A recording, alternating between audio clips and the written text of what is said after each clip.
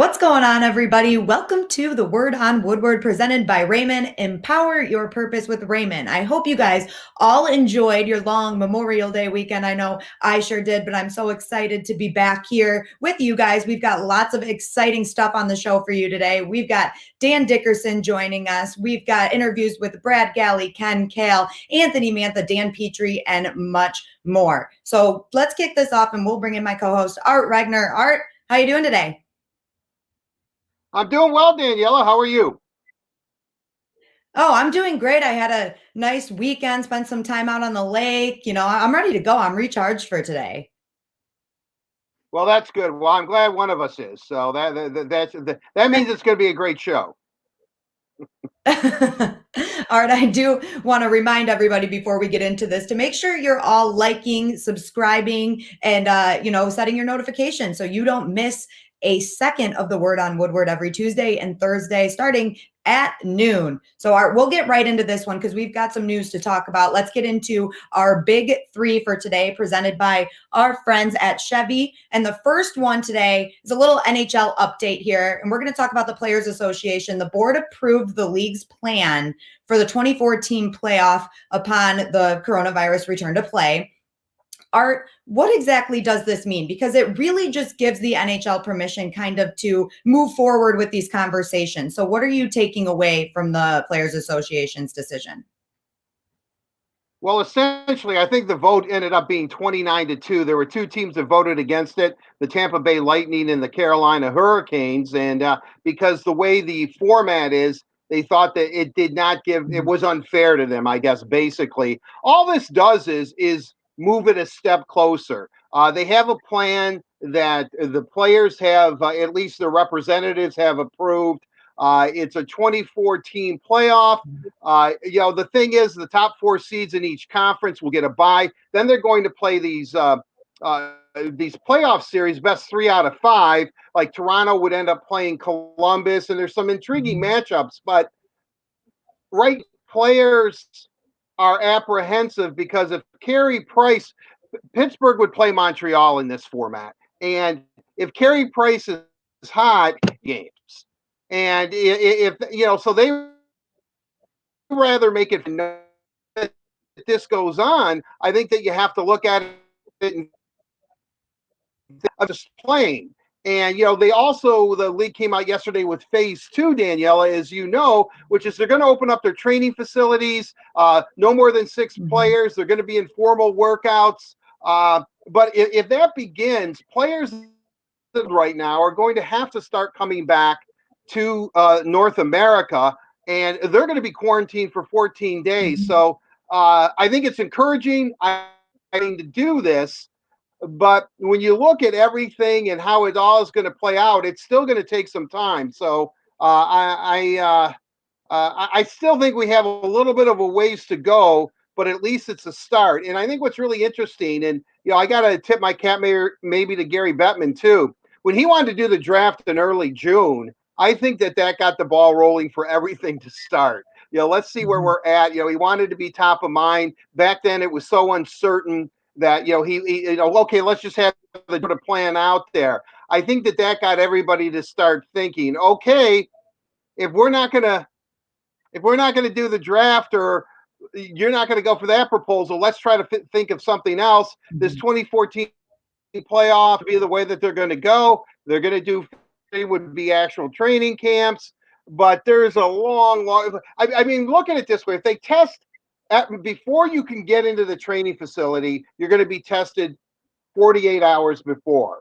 And then during this phase 2 period, every twice a week, I think then players are going to be tested.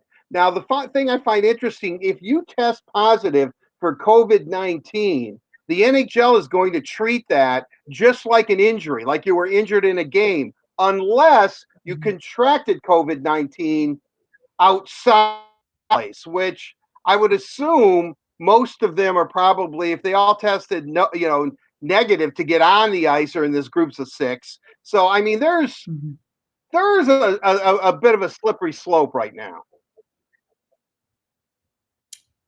Definitely, you mentioned there'd be some intriguing matchups. The setup itself is pretty intriguing as a whole. I think it could be some really great hockey, but like you said, it just seems like we've got a long way to go before we actually get teams on the ice. Well, Danielle, I kind of heard you breaking up. I mean, yeah, it is going to be intriguing. I think if these matchups happen and they come, whether they play a three, you're going to see a lot of good hockey. I think that these guys are chomping at the bit to get playing again. So once they start that, they'll, without question, it'll be competitive. It'll be good hockey. But I think from where we're at now to eventually getting on the ice and starting to play, I think that there's still a lot of work to be done. But it's good to see that the players and the owner and everybody is through this and try to make this win. I applaud. I've said this over and over, and I don't mean this, but NBA and the NHL are in a bad spot because their seasons were almost done. They were about to go into their best time of the year, which is the playoff time, and then also looking at the draft. And this was a big moment for these two leagues. And unfortunately, COVID-19, it to a screeching halt. And right now, they're trying to pick up the pieces.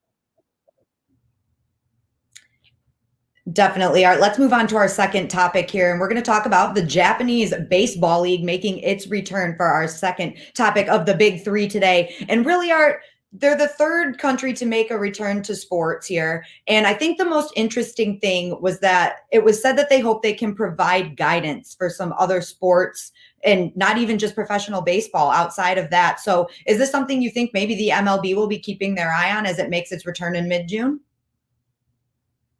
Yeah, I think all sports league. Once a new sports league like Bundesliga. I didn't know I was such a big fan of German soccer or Korean baseball.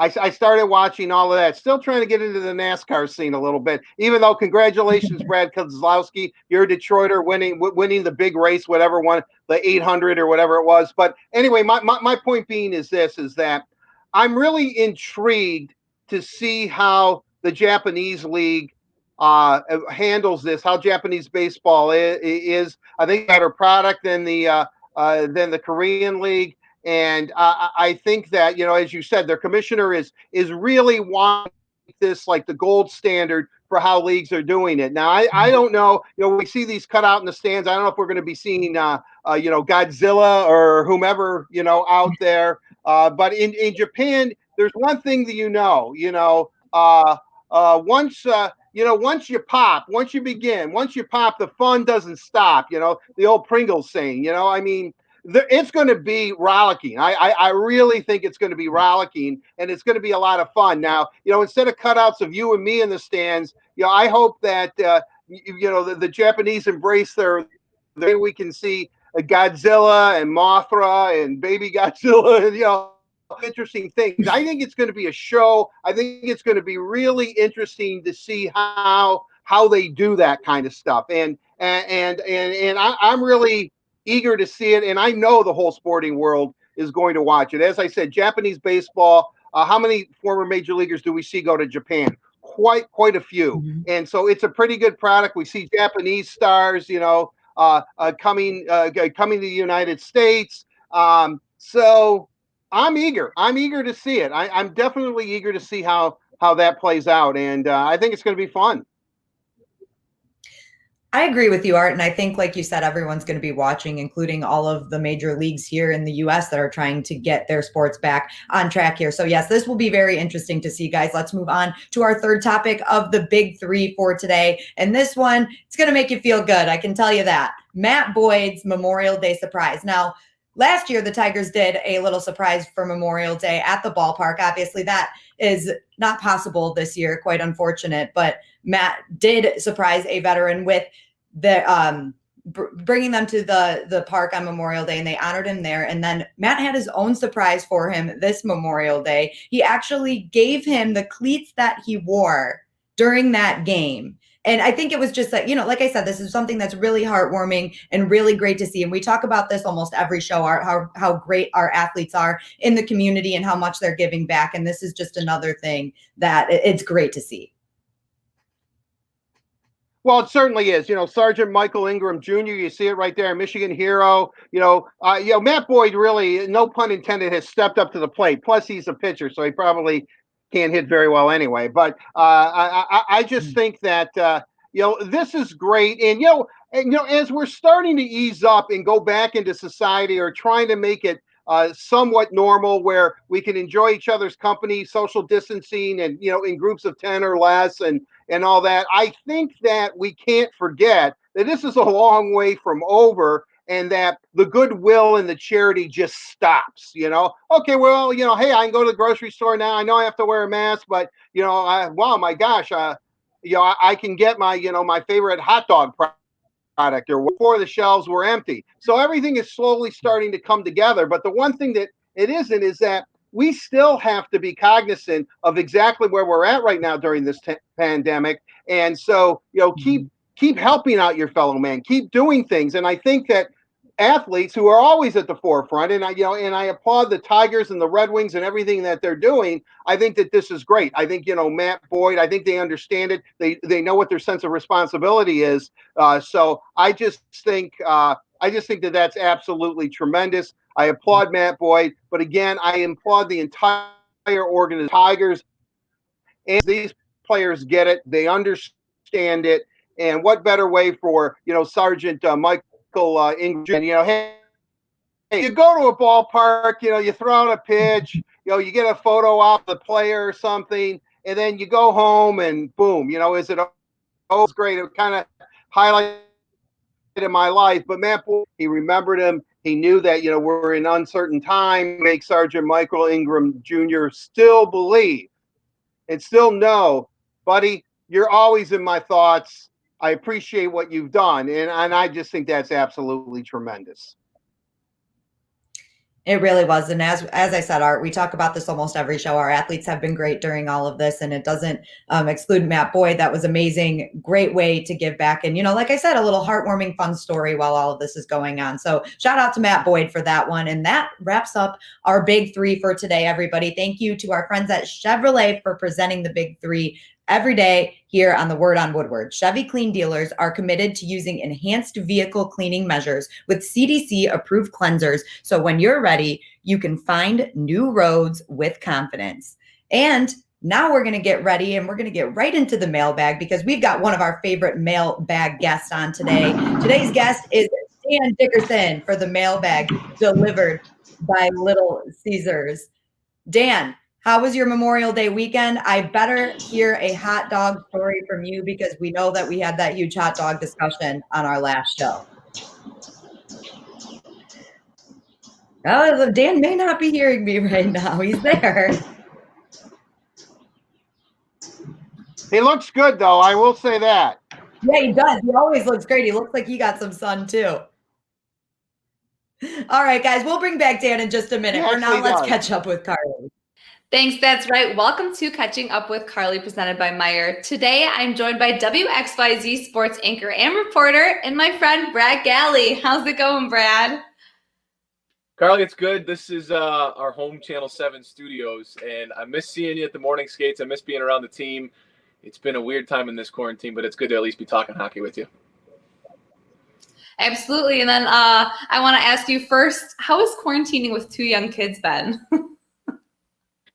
I'm currently doing this with you. My wife is on a call with her job right now, so the kids are watching, I think, what did I just turn on? Coco. But no, that's about the only time they watch movies is when we're on the same call. But they've been great.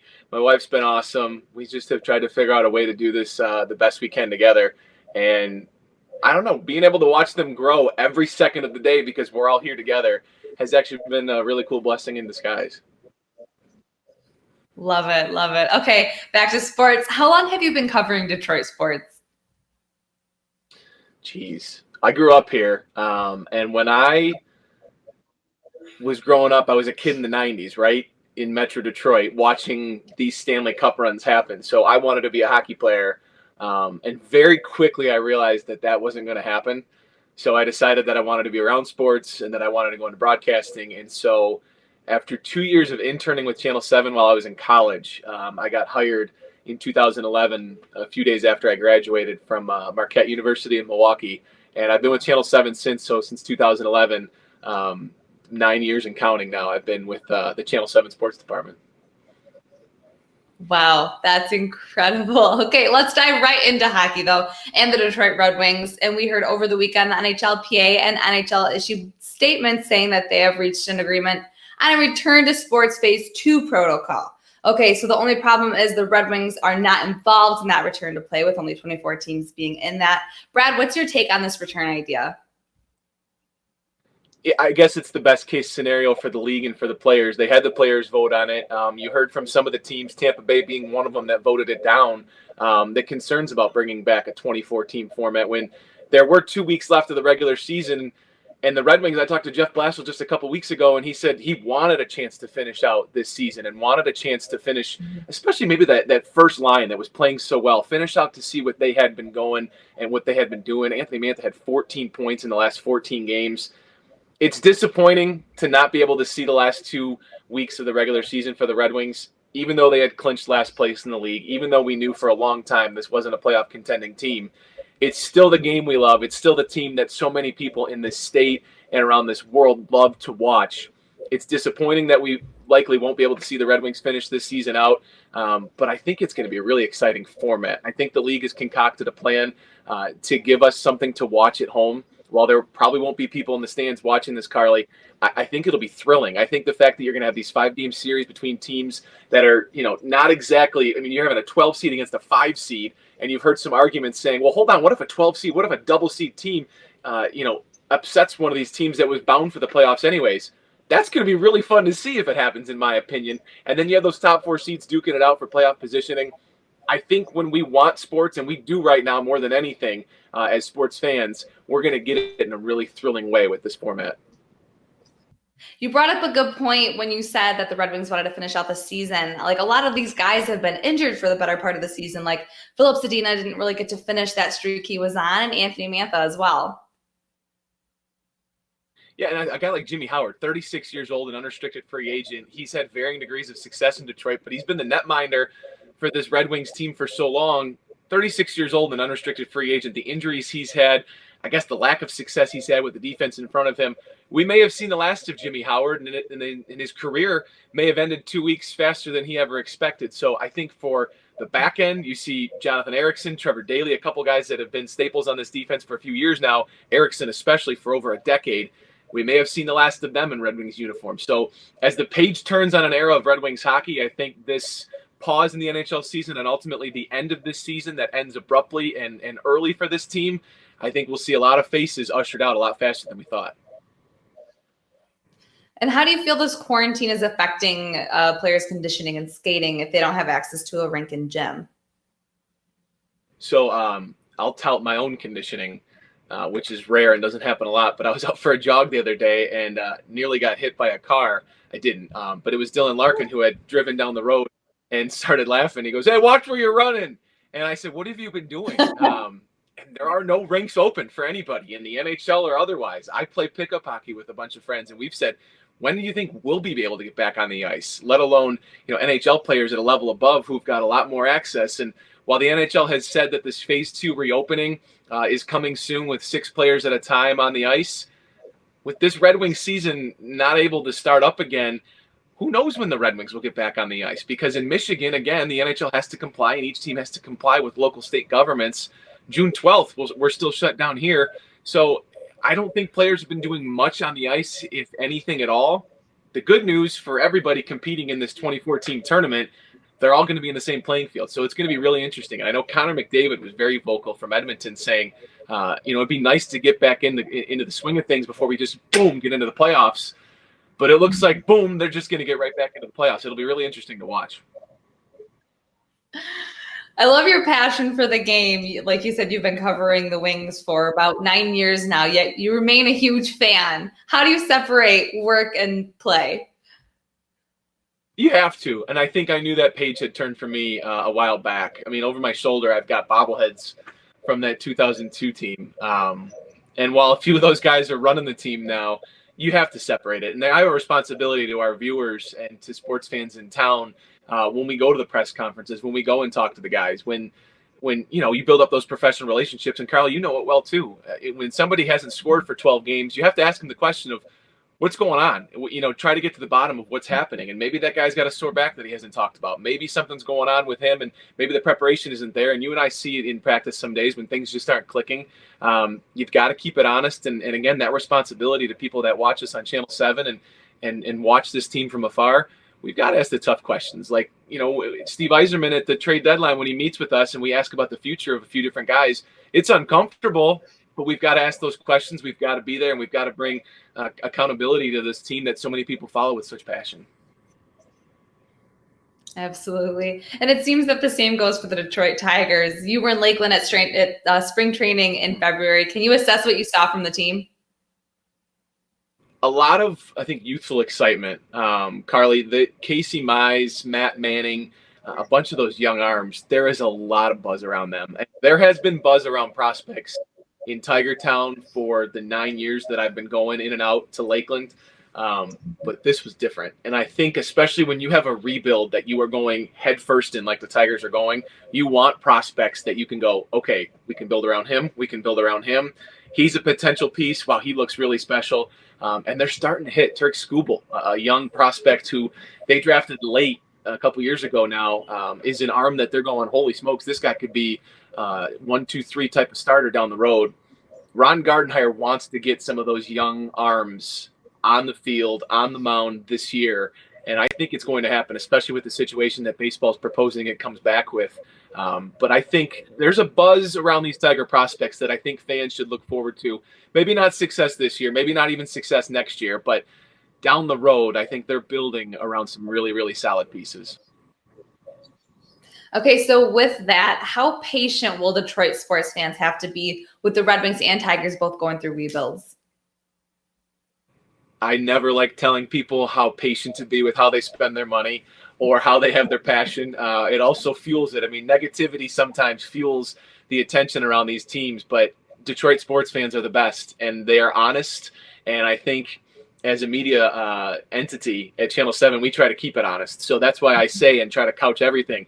Success may not come very fast for this Red Wings team, for this Tigers team, but I think the patience will pay off. I'll put it that way to you, Carly. I think with the Tigers, they've shown an ability in years past to have the money to at least dive in and grab free agents. And while Chris Ilitch is driving the ship in management, he's been very open and honest to say he'll spend the money when the time is right with this Tigers team. And I think with the Red Wings, what Steve Yzerman has done in the front office since he's been here is shown an ability to not be afraid to make moves. He made a ton of trades, Carly. You and I would be in that locker room and say, where are the new guys? I mean, there'd be 3 or 4 new guys, it seemed like every month in that room on deals that Yzerman would make to try to not just reshuffle the deck chairs, but try to give guys like Brendan Perlini an opportunity, Robbie Fabry an opportunity to come in and prove themselves in a new environment and see if they can hit. And maybe turn Robbie Fabry into a piece that we thought he may move at the deadline. Ultimately, he didn't. He's a restricted free agent that this team may want to bring back and keep, on a second or third line going forward. But Yzerman's shown an ability to be aggressive. He's shown an ability to try to go get his guy like he did in the draft with Moritz Seider. He's a confident man who showed in Tampa Bay that he can draft and take chances and pick up on people that a lot of teams pass on. He's a great hockey mind. He put a lot of great hockey minds around him. And I think in Detroit especially, there's ultimate confidence in what Steve Yzerman's doing. All right, last question. As a fan and as a sports reporter, what do you miss the most about live sports? It's corny, but the people, right? I mean, what do we love Joe Louis Arena memories for? We love it because you remember the thrill and the vibe of just being around a winner. And at Comerica Park, I remember sitting in the stands in 2012 and just absolutely freezing, but watching people go nuts because it was the World Series. And you're there with your uncle, you're there with your dad, you're there with your daughter, you're there with your grandma. Those moments that we're not having right now, I think, is what everyone is craving. And yes, the sports that we can watch on TV are certainly special, but it's the people that you surround yourself with and that you experience those with. that make it so special. You know, I call you a friend, you called me a friend as we start this. I have so many friends within the organizations, both the Red Wings and the Tigers down the road, that I miss seeing at the ballpark, that I miss seeing at the rink. And bringing that kind of content to our viewers and the people that watch Channel 7, I'm missing all of it, but certainly the thrill of watching these teams together with people, that's what I'm missing the most. Thanks so much, Brad. And thanks for tuning in to Catching Up with Carly, presented by Meyer. Back to you.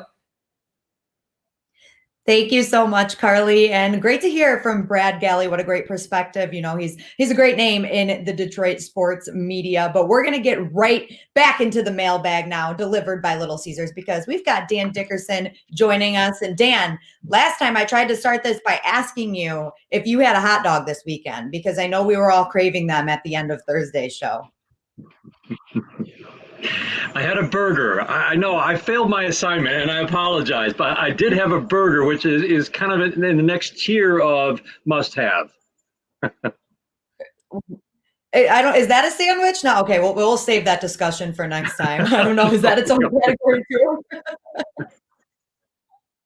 We'll save that one though. We'll save that one. Let's get into these questions because we've got some good ones today. Okay. And Dan, the first one is going to be for you. We know that the Tigers situation at third base is an interesting one right now. So Tim from Taylor wants to know, who do you think has the edge at that position?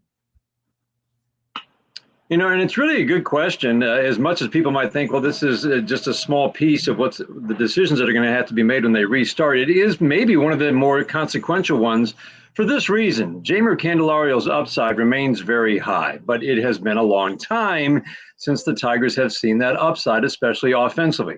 I'll tell you this, the defensive metrics say Candelario's the better third baseman. Coaches and those who work with him and watch him every day, they actually like Dawel Lugo. So that's something just to file away in your brain. He's got a stronger arm and just a little more, they believe, first step quickness. So defensively, Dawel Lugo, in the minds of the coaches, has the edge. They also love, even though the upside with the bat of Candelario, and again, he showed it for 2 months in 2018, he's shown he can be a guy who can hit for average, hit for power, gap to gap. Lugo has shown that for a brief portion of his minor league career at Toledo last year. He has not shown that at the major league level. They still, and we've talked about this on our broadcast, they love the sound of the ball off his ball. You don't suggest anything really special with Dawel Lugo. They love that bat. I would say the edge is Candelario.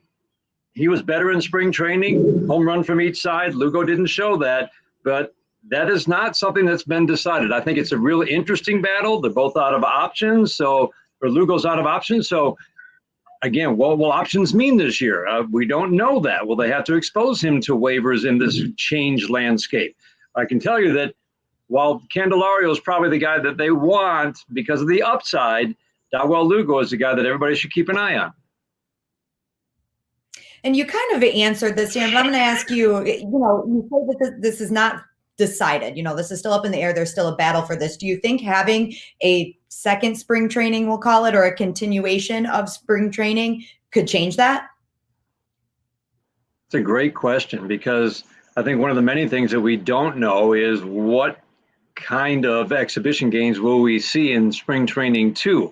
It sounds like, and again, I'm just trying to read the tea leaves, that it might be more along the lines of exhibition games, depending on where teams are training, whether they're their home ballpark or in Florida or Arizona, and only a few of the traditional Tigers, Yankees, Tigers, Blue Jays, whoever it might be, exhibition games. So does that make it harder to make that choice? Yeah, but they're going to have to base it on something. I think because they're also going to want to see, Daniela, this guy's come back after, let's say they start, middle of June. Now you've been off for 3 months. Maybe that guy's, wow, this guy really got after it while he was away, and he just looks more ready to play than the other guy. That absolutely will be a factor, as they try to make these decisions. There were 54 players in camp when we shut things down on March 12th. That will definitely be interesting to see, Dan, and we're definitely looking forward to spring training returning. Art, we're going to switch gears here, and your question is hockey related. And I'm excited to hear your answer for this one. So Jeremy from Waterford, as a sniper, which past Red Wing should I try to emulate? Well, Jeremy, if you can emulate this young guy, then you're headed to the Hockey Hall of Fame. I would say first and foremost, it has to be Brett Hull. Brett Hull's one-timer is legendary, and the interesting thing about Brett Hull was I always liked watching him play because you always forgot that he was out on the ice. He just had a way to kind of go through the nook and crannies and just position himself and be ready to fire that puck. And it was just a deadly shot. His shot is so good that the second guy that you might want to emulate would be Brendan Shanahan, because Brendan Shanahan learned how to shoot that one-timer from Brett Hull. When Shanny went to St. Louis, he and Brett Hull then became really good buddies, and he taught him how to position. Now, Shanahan's a different player. He's a power forward, rough and tumble, whereas I always thought that Brett Hull was kind of the smiling assassin that way. You never, when you look at him, he's not the most athletic looking guy, but he just found a way to get open. And like I said, in the nooks and crannies. Current Red Wing that I would try to emulate, Jeremy, would be Philip Zadina. Philip Zadina's one-timer and shot, and much to the chagrin of my good buddy Anthony Mantha there, who also has a pretty good shot, Zadina's shot is exceptional. I think he has the best one-timer on the Red Wings right now. And I used to tell the Wings this last year, Zadina has the best shot on the team, and he's not on the team because he was in Grand Rapids. So those are probably the three guys I would really look at. Brett Hull, without question, whose one-timer is legendary. Also, Brendan Shanahan, who learned the one-timer from Brett Hull, and then a young man whose father, Zadina's dad, is a longtime coach. So I would also look at, Philip Zadina as a current Red Wing. I think those are the three guys that if you can emulate one of those three, you're going to be in the league for a long time, and you're going to be very, very successful. Yeah, Jeremy, if you end up shooting like any of those three guys, we might have to find a way to get you a contract with the Red Wings. Well, if that's the case, Brad Galley just talked about how Steve is very proactive and a big risk taker. That's Steve Yzerman. And so with that said, I mean, look, if Yzerman's driving around and there's an outdoor pond and he sees some guy out there that's teeing off like Brett Hull, he's stopping the car and walking over there and saying, "Hey, how old are you? You're only 16? That's okay. I can get the work laws changed. You're going to be in a Red Wing uniform in 2 days. I guarantee it." I mean, that is Steve. I thought Brad's assessment of him was absolutely right. I mean, he's scouring the planet. Don't be surprised someday if you hear that there's an unscheduled moon landing because Yzerman's up there looking for players. I mean, that's exactly how he is. So I just think that obviously. But Zadina's there. Don't sit on Mantha either. Larkin has a good shot. I wish he'd shoot more. There's several of them that you can emulate. But the top three: Hull, Shanahan, Zadina. All right, our third answer. I like it. And our fans are really on fire with these questions. So let's get to the third one, which again, Dan, is for you. And this one, again, I'm excited to hear your answer. This is Al from Farmington Hills. At this point in 1984, the Tigers were 35-7. Will MLB ever see a team start this hot again? I'd say no. I mean, of course, it could always happen, but look at how unusual. Remember, it was 35-5. That's the number. It was 35-7 after losing the first two games in Seattle on their way to an incredible sweep at the hands of the Mariners to end that 35-5 streak. But 35-5 is the number we're working at. Will we ever see that again at the start of a season? No. Within a season, maybe. But you have to realize how rare these kinds of streaks are. In the last 10 years, the best any team has started a season is 29-11 through 40 games. Getting just to 30-10 is really, really rare. 35-5, I don't think will happen again in our lifetime. It was a once in a, not just generation thing, but a once in a lifetime thing, and maybe once in history thing that was special. There's a reason people still talk about it. It was just one of those things where they knew they couldn't lose. Remember, they started with 17 straight wins on the road? I mean, it was ridiculous. So, no, my answer to that would be That will not happen. Now, the fun part of this question could be, is it possible that a team could go 5-35, do the reverse of the 1984 Tigers, and that actually happened by a Tigers team? 1996, if you remember, I'm guessing Art remembers, that was a truly awful team. They gave up, let's think about this now, 1,000 runs that year. They gave up 1,000 runs that year, 6 runs a game, and they didn't only go 5-35, they went 5-39, giving up almost 8 runs a game in that stretch. It was fun to review it because that roster is filled with awful pitchers. So we will see that, and we have seen that, but no, 35-5, we will not see that again. Well, Dan, I'm glad I don't remember that 96 season. Okay, so I'm hoping that we see the 35-5 again. All right, guys, we're going to go on to this third question. And this is a similar question to the is a hot dog a sandwich kind of thing. We're going to have some fun with this one. And the reason we're doing this is because the NHL actually asked a couple of their players, including Tyler Bertuzzi. So let's take a look at that before we get your answers.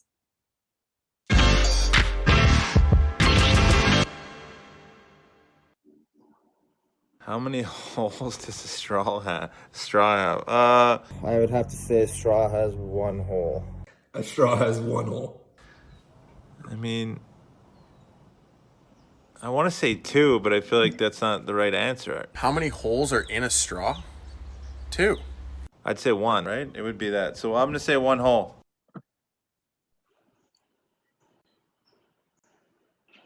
Okay, this one's just a little confusing because a straw would technically be hollow, right? I'm not sure. Dan, why don't we start with you in this one? Is there 1 or 2 holes? I think the key here is, and I know Art will agree with me, are we working in 1 or 2 dimensions? If we're working in 1 dimension, that's a bead going on a necklace. That's a hole. If we're working in 2 dimensions, we're filling that straw with something, and you're actually filling it up. And that means that probably you could argue 1 hole, right?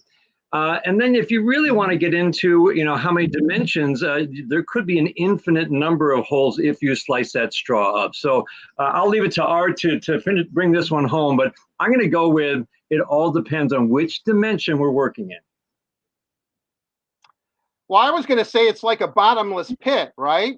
I mean, depending where where the straw is, I think without question a straw is 2 holes, and I agree because you can cut it up, and then you would have multi holes. 1 big straw, you have a hole here and you have a hole here. You say, well, but that's 1 hole because they're all connected. Not really. I mean, if you fill the hole up, the 1 hole, then what do you have? That straw is useless. It doesn't go anywhere. You can't use it. So it's 2 holes. A straw is 2 holes, period. I mean, Evander Kane, I think if you look at his expression, I think he was incensed and almost insulted. What do you mean? It's 2. Evander, you're absolutely right. It's 2. It's 2. How can you not say that it's not 2? I mean, 1 hole. God bless the other guys because I think they all said 1 hole. One player was on the fence thinking, well, do I think with my brain or do I react with my heart? Because my brain's telling me 2, but I'm going to say 1 because this is a trick question. Overthinking it, and then the other guys, and God bless Tyler, we all love him. It's 2 holes. It's 2 holes. It's not 1. It's just not 1. Well, Art, you made a very I knew Art would have the answer. Well, Double D, don't you agree with me? I mean, truly, it can't be 1. It's just not. Again, it all depends on how long is the straw. Don't don't try to straddle it, Double D. Go right for it. Just stand up now on your beautiful outdoor porch there, and just say, "My God, a straw has two holes." Kind of like the old network thing, or Peter Finch. I'm mad as hell, and I'm not going to take it anymore. A straw is two holes. It is two. End of story. Please do that out your window right now, Art. I want to know what your neighbors think. This is the backyard window, so it would be me and the bird feeder. I'm screaming at the bird feeder, but but if I was out where the big picture window is, I would definitely do it. As a matter of fact, I'll tell you what I used to do every day at 5:00 as a kid. I loved Alvin and the Chipmunks, so every day at 5:00, I would open up the front door. I'd stand out on my porch and I'd scream, "Alvin!" Because if you watch the beginning of that show, Dave Seville would be going nuts calling Alvin, and then Alvin would just say, really in a meek voice, "Coming, Dave." I just used to think that was hilarious. So I guess to answer it, I can always. I've screamed out on my porch since I was a little boy, so I have no problem doing that. I will do it, and maybe I'll try to, make it a Zoom or something, or a TikTok or TikTok, whatever it's called. But a straw is two holes. I hope We're getting some insight, aren't we, Daniela, into we are the history of Art and what made him the person that he is. This is love, Art. I want their comments on this, though. This show is therapeutic for me. I let a lot out. I might as well be laying on a couch. Just free thoughts of whatever comes in my mind. I just say. But anyway, straw, two holes.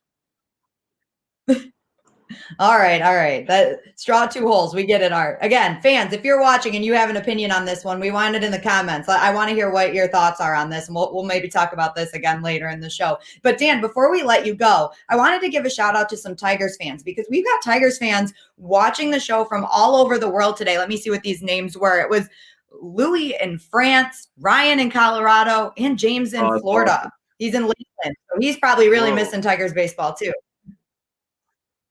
That's awesome. I love it. We hear from people around the globe, and that's one of the neatest things about this era of communications, that you can literally listen. We have a good friend who's over in he's a ski instructor, and I want to say Norway, and he sends us pictures. I'm listening to the game. It's just like spring training, it's amazing. So yes, that's a fun thing for me to hear from fans around the world, because they are truly listening everywhere. Yeah, it's amazing. And shout out to everybody watching. Thank you guys so much for tuning in. And Dan, thank you so much for joining us again for the mailbag. Always great to have you. You bet. Great to be with you. And a big you. thank you to our friends at Little Caesars. Little Caesars proudly introduces their hot and ready pepperoni cheeser. You get a large pizza topped with classic pepperoni, fresh mozzarella, and toasted Parmesan and Asiago cheese crust. Just $7, you guys. That's just $7. Try our no-contact pizza portal or delivery from Little Caesars. I know we've already had a jam-packed show for you guys today, but we've got so much more coming up on the Word on Woodward presented by Rehmann. We're going to hear from Dan Petry, Ken Kale, and even Anthony Mantha later in the show. It's going to be great. And for now, we're going to get to Bet You Didn't Know. And I hear this is a hard one. We've got to bring in Carly today, because we're getting back to Two Truths and a Lie, thanks to our friends at Motor City Casino. And this is not my strong suit. I think you guys all know that, but we're ready. I'm ready for this one today. Okay. So Carly, I don't know. Are you ready? I hear it's a tough one. I'm not feeling confident. Yeah, I'm not too sure either. Again, this is Bet You Didn't Know, presented by Motor City Casino Hotel. You guys, Two Truths and a Lie. Art, what do you have for Carly and I today? Well, I want, before we get into True Truths and a Lie, I monitor constantly the situation, and it appears the NHL, Commissioner Gary Bettman, is going to make an announcement at 4:30 today in a press conference to announce and unveil the 2014 playoff. So that's something that's going to be, obviously we'll talk about it on Thursday's show, but that's something that we should probably keep aware of. I mean, obviously it was headed that way. I'm really eager to see it, but it's all over the place now. So, multiple sources are reporting that the NHL is having a press conference at 4:30 today, Commissioner Gary Bettman, to unveil the 2014 playoff format. We'll see if it's a best 3 out of 5, if they go to 4 to 7, if the top 4 teams have to play each other for positioning, which I don't think they want to do. So it's all starting to come home a little bit. So we'll definitely talk about that. Now let's get back to the task at hand, which is truth and a lie. And all right, here we go. Now, first off, Oh boy. Fox Sports Detroit is showing the 1971 All-Star Classic, which was at Tiger Stadium. We've talked about that. Remember, Reggie Jackson. Did you know that he hit the light tower? He didn't hit the ball out of Tiger Stadium in that game. We know. There were a lot of Hall of Do you remember that? All right. So let's go to the 71 All-Star game. And here are the 3. One of them is a lie. The other 2 are truths. Okay, up first. Okay. Al Kaline, the legendary Tiger, threw out the ceremonial first pitch in the 1971 All-Star game. This was this All-Star game. He appeared in 18 All-Star games as a Tiger, which is astounding. Did he throw out the ceremonial first pitch? Second, this was the AL's first All-Star game win since 1962. And thirdly, 2 former Tiger managers were involved in this game. Okay, talk among yourselves. Let's see if you can get it. Carly, I mean, you're still batting 1,000. You're still batting 1,000. And Daniela, I mean, she's never going to catch up, but but she is. I'm sorry, Daniela. I love you like a. Hey, oh man. I love you. I love you both like little sisters, but Daniela, as a family member now, because I've included us all, I got to be straight with you. You're not going to catch Carly. You're just not. So, but you can make it close. Oh man, I have a lot riding on this. Okay, so let me reread them. Okay. Kaline. Okay. Danielle, are you going to go first? I don't know. Art, who's going first? Oh, wait a second. This is like Sophie's Choice. What do you mean? I mean, this is tough for me. Well, all right. I'll tell you what. I will say, Daniela, you go first. All right. It's tough love, Daniela. It's tough love. Okay. 1971. Oh my gosh, I really don't know. Can we phone a friend? Yeah, is it like? Can I ask the audience? Yeah, right. I'm just gonna go ahead. I'm just gonna literally eeny, meeny, miny, mo. I'm gonna do it real quick. All right, I landed on Al Kaline threw out the ceremonial first pitch. That's what I'm going with as a lie. Final answer. Final answer. That's the lie. Okay, Carly. A lot of pressure. We're both going in. We're both going in on A.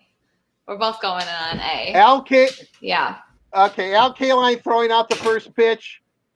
You're absolutely correct. Carly, your streak's intact. Oh, yes. Al Kaline played in the game, but he did not throw out the first pitch. Tigers Hall of Famer Charlie Gehringer threw out the first pitch. Gehringer was also the honorary captain of the AL squad in 1986, a game that the AL won. Charlie Gehringer, probably a forgotten Tiger. As much as I like Lou Whitaker, if you have to go all-time Tigers, probably have to go with Charlie. Obviously, Al, 18 All-Star games. It would be highly irregular, I would think, that if a player who's actually an All-Star goes out and throws out the ceremonial first pitch. But, he did not. And this was the AL's first win since 1962. This would also be the AL's only victory until 1983. At one time, when I was growing up, the NL dominated the All-Star game. They were 1-19. Even though they were 1-19, if you look at the World Series that were played in that span, the NL was only 12-8. So they only had a 4-game advantage. 2 former Tiger managers were involved in this All-Star game. Billy Martin was an assistant coach for the AL side, and Sparky Anderson managed the NL side. Sparky would also manage the Tigers for the American League in the 1985 All-Star Game. I think we touch upon that with Dan Petry. We'll talk to Peaches about that. But now things have really switched because in the last 23 games, All-Star games, where now they play for the World Series, home fielded series, the American League is now 19-3-1. So obviously this is cyclical, but if you look at it though, that 71 All-Star game, it's a classic. It's on TV tonight. I suggest everybody watch it. A lot of Hall of Famers, a lot of home runs, and it's always good to see Tiger Stadium back in the day. Now, I think in 71, the stadium was still all green. The one thing I can remember as a little boy walking up at Tiger Stadium, you'd walk up that ramp and you'd see the infield for the first time and everything was green and the stands were all green. And then they changed it to blue and orange, the Tigers colors. But this game tonight, watch it. And I know that Daniela and Carly are going to be watching it because they know that you're going to see Charlie Gehringer throw out the first pitch, not Al Kaline. So, again, we're going to have to make these tougher. We're going to have to make these tougher because you two both are riding a hot streak. That was process of elimination, honestly.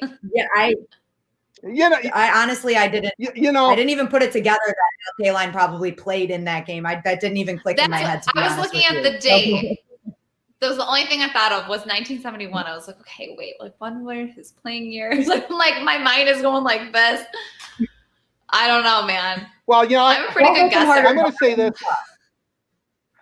I definitely think Daniela was clueless on this question, and she guessed right. So, but Carly, you're rational. You thinking, are you sure you graduated from Michigan State? Are you sure you didn't go? I mean, Daniela, she's got her degree right there in the back. Really? You can see I'm a good guesser. I'm a good guesser. I'm smart. Give me some credit, Art. Go green. Yeah, I do. And you know what I love about you, Daniela, is the way you always pat yourself on the back. I mean, not Daniela. I mean, Carly, the way you pat yourself on the back. Daniela? Oh, yeah. But you know what? I'm going to give you major points. You definitely are starting to make a move. You're never going to catch Carly, but you are making a move. Yeah, have to at least give me some. I hope I own what I don't know. That's true. But I hope people know that we are not getting hints. Like, we have no idea. We don't know the question before, so we can't do any research or anything. This is total just like spur of the moment kind of process of elimination guessing game for me on most of these questions. This arrives at my house very early, about 6 a.m. on the day we do the show. So the next time we do Two Truths and a Lie, the accounting firm of Ernst & Young, who does the Academy Awards, even though they screwed that up a couple of years ago, or at least Warren Beatty and Faye Dunaway did, reading the wrong film as best film. So I get these, and then I open them up and I study them, and I think there's no way either one of them is going to get this. And I thought this one was a rather difficult one, but I'll have to talk to Ernst & Young, and we'll make sure the next one's a little tougher. Please don't. And that does it for today's Bet You Didn't Know. Danielle's ready to move on. Thank you to Motor for bringing us Bet You Didn't Know this week and every week here on the Word on Woodward, presented by our friends at Rehmann. And Carly, I know that you have been manning these social media accounts even during the Memorial Day weekend, and we had to have some good stuff pop up on some social media channels there. So what do you got for us from over the weekend? That's right. I've been scouring social media and I found a few fun things over the weekend. First, let's check out this picture of Ken Daniels and Mickey Rehmann, two good friends that really could not stay away from each other. They miss each other too much. You guys have to notice the hockey stick between them. Safely social distancing while probably enjoying, I'm assuming, a good ginger ale. And now switching gears to Tigers. Fox Sports Detroit hosted a Zoom call, a reunion, if you will. They had a competition between Craig Monroe and Brandon Inch to bring as many former Tigers players and coaches as they could on the Zoom chat. So they kept popping in left and right without telling them why they were being invited to the Zoom chat. They kind of just sent them the information, and these guys piled in. Check it out. I mean, they were able to get a few different players and coaches on. We had everyone from Sean Casey to Jim Leland, and even Justin Verlander joined. So it was really great to watch. I think they were throwing back a couple drinks and really reminiscing and having fun over the weekend. So that was really cool to see. Check it out on Fox Sports Detroit Facebook if you haven't seen it yet. So I will join you guys later in the show. Make sure you continue to send in your questions. I have it on my Instagram story. You can send in questions or just pop in the chat on Facebook or YouTube, and we will answer them at the end of the show. Thank you, Carly. That was great. How awesome was it to see Ken and Mick back together? That made me smile. I know I saw that over the weekend. Loved it. So yeah, I can't wait till they're back in the booth together, but it was great to see them social distancing and enjoying themselves over the weekend. Guys, we're still going to have Ken Kale join us and Anthony Mantha. So we've still got a jam-packed show for you. You don't want to go anywhere. But right now, we're going to talk some Tigers baseball. Let's move into Brush Street Beat, presented by our friends at McLaren. And today's guest, everybody, I don't think this man needs an introduction, but it's Dan Petry, former Tiger and current member of the Fox Sports Detroit Tigers broadcast team. Dan, thank you so much for joining us today. Hey, you're making your Word on Woodward debut. I am. And I think I do need an introduction. It's been a long, long time since I've played, but just so happy, like you said, to be a part and hopefully be a part of the 2020 Tiger season, should they come up with something, and hopefully starting in July. Dan, let's start right there. That was your first season, the last season was, I should say, with the Detroit Tigers as a member of the broadcast team. How did that go for you? Did you enjoy it? You know, it was so much fun. And really the biggest thing is just being back and being a part of the ball club. I mean, I've so-called pinched hit, you know, for guys when they've had some illnesses or got injured or something like that.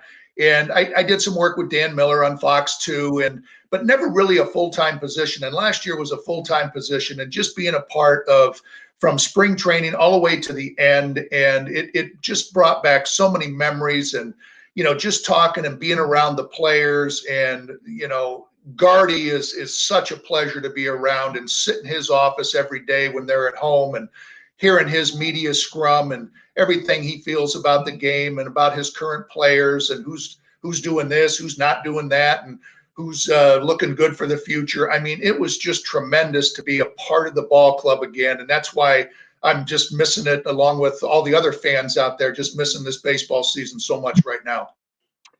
Dan, you know, don't sell yourself short. I mean, you were a Tiger for 11 years. You're a World Series champion. You won 119 ball games in the Old English D. I want to go back to the beginning. You're from California. When you're drafted and you're in Michigan, of all places, what was that transition like for you to come from, the Golden State to the Wolverine State? Well, I always laugh because when I was drafted, it was done a lot differently. I still happened to be asleep, and my mom had gotten the morning newspaper and woke me up and said, "Hey, Dan, you were drafted in the 4th round by the Tigers." So that was really the way that I found out that I had been drafted. So that was kind of a strange situation. But I think what helped me too was just the fact of coming up through the minor league system, and then going to Evansville, Indiana, first gave me that first real sense of being in the Midwest. But I always say that if you would have told me to go point to the state of Michigan, on a map, I'm not sure I could have done it in high school. Now, I'm not going to swear by that, but now I make my home here now, so things have certainly come a long way since being drafted as a 17-year-old. Perhaps maybe the best thing about you being drafted by the Tigers is that your son, Jeff, who's a very accomplished NHL player, do you think if you would have been drafted by a West Coast team that he ever would have been a hockey player?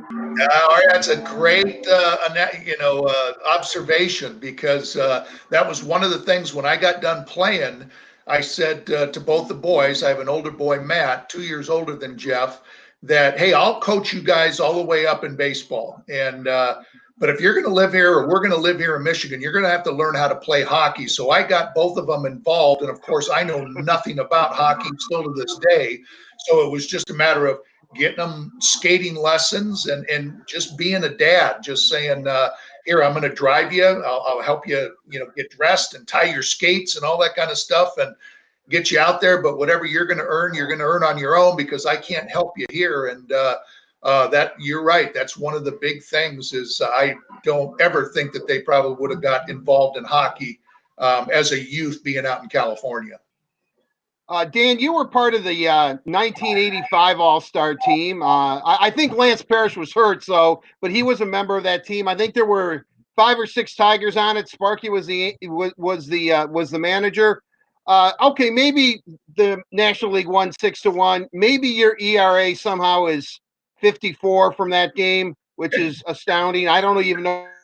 Is that a record, by the way? Is that the highest ERA in All-Star history? But I'm just jabbing you a little bit, Dan. I love you, but I've got to. I'm sure somebody's got an what is that ERA. I bet you. Oh yeah, well we'll have to check that out. But I'm curious. I mean, the All-Star game, and maybe a little bit of the luster is taken off because of interleague play now. But those were you in awe, even though you know these hitters, of being in that game and going up against the very best in the National League? Because back then, I don't think you saw them quite as much as you would see them today. No, and as I was getting ready for today, they kind of hinted that you might bring up the 1985 All-Star game. So I was kind of thinking back to that game, and so many fond memories, and really as long as that's been 35 years, it's still very fresh in my mind. Again, my performance was not the best, but it was just such a different atmosphere. As many Tigers as there were on that particular team, by the time I got in the game, I don't think any of them were left. And I was throwing to Rich Gedman, who I'd never thrown to before. And, when you're playing the game, generally you're not nervous. I mean, you might have some butterflies, going through before the start of the game. But that particular game, when I got in, I mean, I was nervous. It was like, man, who are these guys, And you're facing National League hitters. You're not with your teammates. Fortunately, it was in the Metrodome, so it was a familiar stadium. National League umpires, just a lot of things, and just one little quick little story was I was in awe of the being in the locker room with so many great American League players who I respected and got to compete against. And remember, one thing that stood out was Don Mattingly. I think we were sitting right next to one another, just kind of shooting the breeze. And I remember him making fun of my tan or lack of a tan at that particular point. So that's one thing that really sticks out, is him kind of chiding me about being white as a ghost. Let's go back to 84. That was your 6th season in the big leagues. You were with the Tigers. And I'm kind of curious. I mean, 35-5 start, best start in baseball history, led wire to wire. I mean, we know what kind of team that was, but coming up through the ranks, as I said, that was season 6. Do you see maybe some similarities between the 2020 Tigers or what they're going through, and perhaps maybe what you experienced leading up to a World Series team? Well, I think the blueprint might be the same as what they're trying to do. They're trying to build from within, from their draft picks, and get a nucleus of players, much like we did back then. If you take just the draft that I was involved in '76, there was Alan Trammell, myself, and Jack Morris came just from that one draft. So I think that's very similar. But look at the 2020 Tigers that have so many people on 1-year contracts. I mean, so who knows how many of them are going to be around next year. You've got the free agents, Jonathan Scope and CJ Crone and Austin Romine, and they're on 1-year deals. Could they be even, well, now in this shortened season, they may not get traded at a deadline, but so much competition in the outfield where you've got people just playing for their jobs. So some of these people are still establishing themselves, and then they'll also, build from that terrific group of young pitchers, but also some of these position players who haven't quite yet made names for themselves. But I think that's kind of what they're trying to do, is build from that minor league system and then fill in with outside pitch pieces, much like the '84 team did with Guillermo Hernandez, Darrell Evans, Dave Bergman, people like that. Dan, you mentioned it briefly that there are some terrific prospects in the pitching pool there for the Tigers, and you spent some time at spring training watching a couple of them, in Matt Manning, Casey Mize, and we've got Tarek Skubal too. What do you, being the pitcher that you were, when you watch them, what's kind of your evaluation of those three, and how do you think they're going to be in the league? That's why, again, it's so disappointing. I had the greatest week down in spring training. When the team was on the road, those guys stayed back, and I got to watch them work out. I got to watch them throw their bullpens.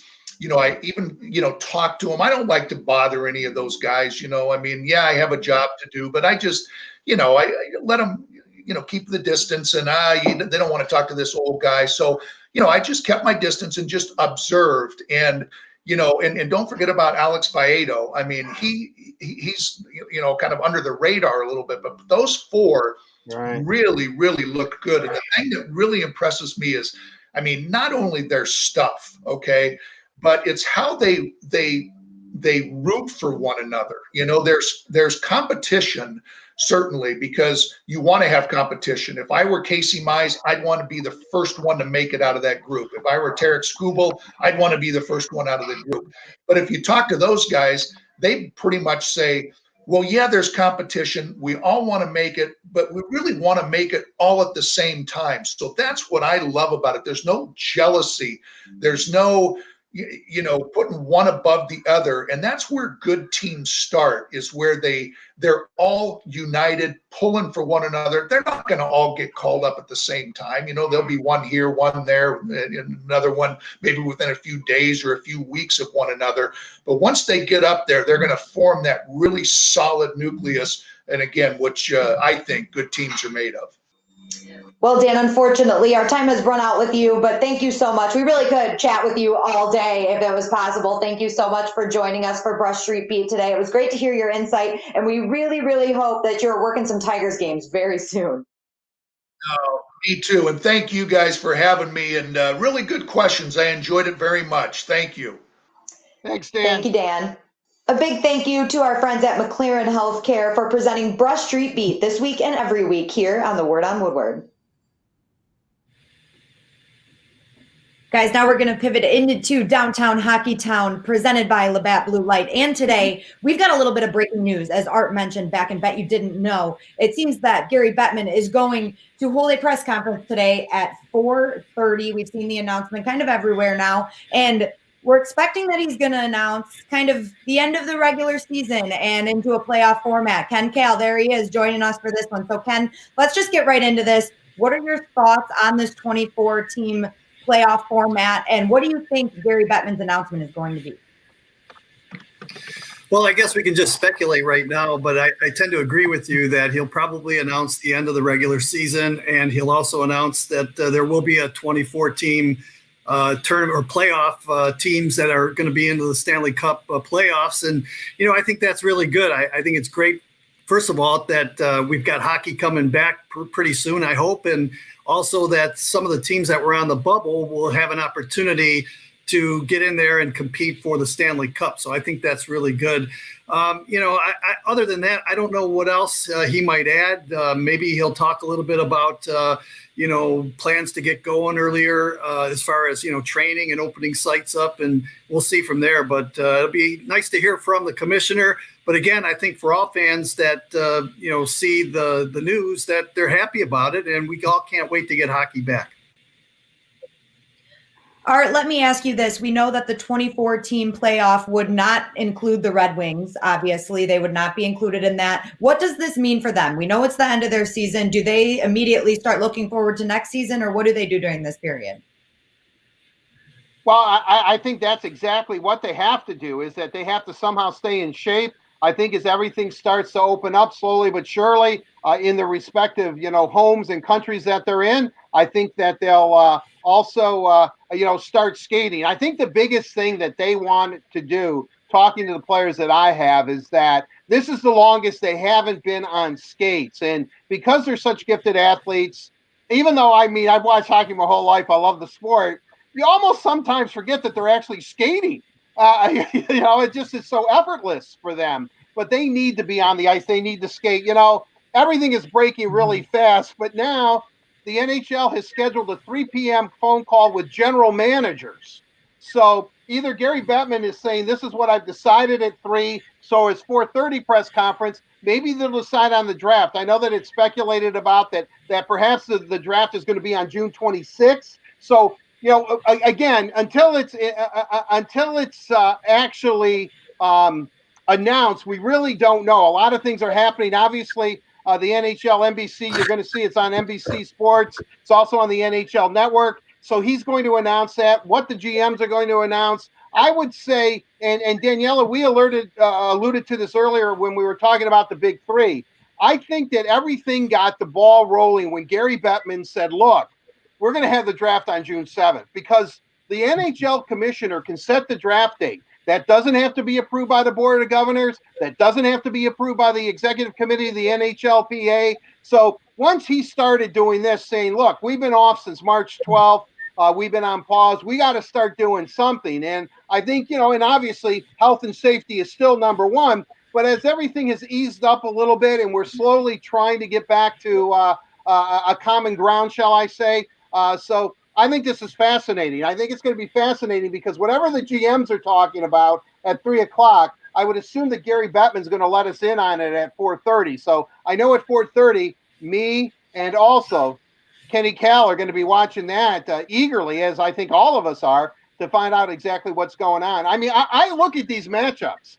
Now, I know this came out last week, but Toronto versus Columbus, the Islanders versus Florida, Colorado versus the Rangers, Pitt versus Montreal. That's incredible. I think the big thing that we have to look at by far is, are these going to be a best 3 out of 5, which teams don't want to play Carey Price. If you're the Pittsburgh Penguins and Carey Price is on a roll, he just has to win 3 games. Carey Price is good enough to win 3 games. We all know in a 7-game series, that fourth one is always the toughest. So, and then you have, Sid Crosby, who does miracles. He's a big time player. Sorry, Detroit, but he really is. So I'm really looking forward to it. And then the West, their matchups are just as great, but I'm concentrating on the East now. As you can tell, I'm all psyched up. I can't wait to see what's happening. We're going to get some movement. Hopefully it'll work out. And, and I'm more eager, I guess, for me. I want to see how this draft plays out. And I want to say one more thing. I want to bring Ken in on this. We both know Mickey and Kenny Daniels very, very well. Do you think, as the ginger ales were flowing there, that those guys put on the mask and kind of embrace and said, I miss you, buddy. I miss you, buddy. I can actually see that happening. I don't know about that, Art. They're practicing safe distancing amongst each others. And I kind of like Mickey. He had the hook on Daniels there a little bit with the hockey stick, making sure he didn't get any closer than where he was. But, it's good to see Ken and Mickey together with their dogs. And it was a great photo. And, like I said, I'm looking forward to the NHL getting back. And the other thing, too, is from a personal point of view, I would like to see all the teams come back in some way. And what I mean by that is it would be nice to see the 7 teams that won't make the playoffs in some way, maybe play some exhibition games against some of the teams that are going to qualify, kind of like tune-up games. I know it doesn't mean anything, but I just think it would be nice to get all the teams involved so fans in all the cities could somehow just get back hockey once again before they started the playoffs. But I don't think that's going to happen. It's interesting, Ken, because what was been brought up too is that what they may end up doing, or is that take the 7 teams that aren't part of the 24 teams, have them play kind of a tournament, round robin tournament for draft position, which is kind of odd because let's say the Red Wings end up winning that, as we know they probably would, because if they ended up winning it, they would get the number 1 pick. So if you win it, you get the number 1 pick. And if you go out in the first round, you might get, pick 8 or 7, however, 7, I guess. So, I mean, I think they would like to bring those 7 teams back in some capacity, and maybe that's what the GMs are going to be talking about at 3:00 today. Maybe that's what Gary Bettman will also reveal at 4:30. Because I'm with you. I think everybody, especially a market like Detroit, I mean, original 6 team, some young players that are up and coming that we really want to see. It would be great. It doesn't look likely, but we'll see. I mean, stranger things have happened.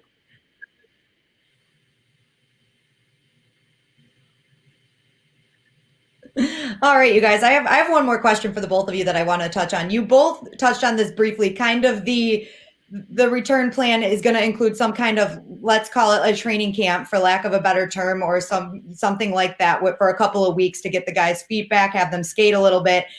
What do you think that's going to look like? Again, this is all speculation right now. So Ken, in your opinion, is it going to be a 3-week thing? Are they going to play exhibition games? What do you think it's going to be? I don't know. I don't think they're going to play any exhibition games. I just think they're going to be able to somehow get together and have a 2.5, 3-week training camp and then get right back into the playoffs and crown a champion. That's what I think is going to happen. But as Art mentioned, and he alluded to earlier, you've got to be able to skate and you got to get in shape. And if you're not in shape and you haven't been skating for 2-3 months, you can easily pull a groin and get injured, and you don't want that to happen. The other thing, too, is even though you make the announcement that this is your plan for the playoffs, you still have to take into account safety for the players, testing, areas where the teams are going to play in. There was talk about hubs where there might be 4 different cities where 6 teams each would play in each different hub. And then you've got to actually kind of put them in a bubble so that the players become safe. And again, it all has to do about testing and player safety. And I think if they can come away with something after this announcement and get something to where the players are safe and everybody with the teams are safe, then I think they'll go ahead and move forward. But again, that could take a little time too. So we'll just have to wait and see. Well, Ken's absolutely right, Danielle. I mean, let's look at it. Oh, I'm sorry, Danielle. I was going to say, this is going to be phase 2 is going to be. Yeah, I'm sorry. I'm really sorry. The phase 2 is this like, the 6 teams and all that.